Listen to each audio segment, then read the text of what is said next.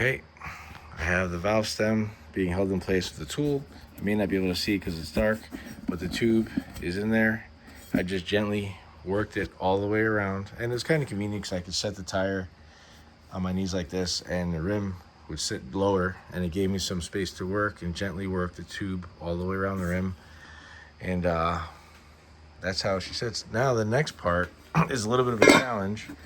You have to be able to work the tire back over the edge of the rim without pinching the tube with the tire iron. The tube is in there. I know the light's terrible, I apologize.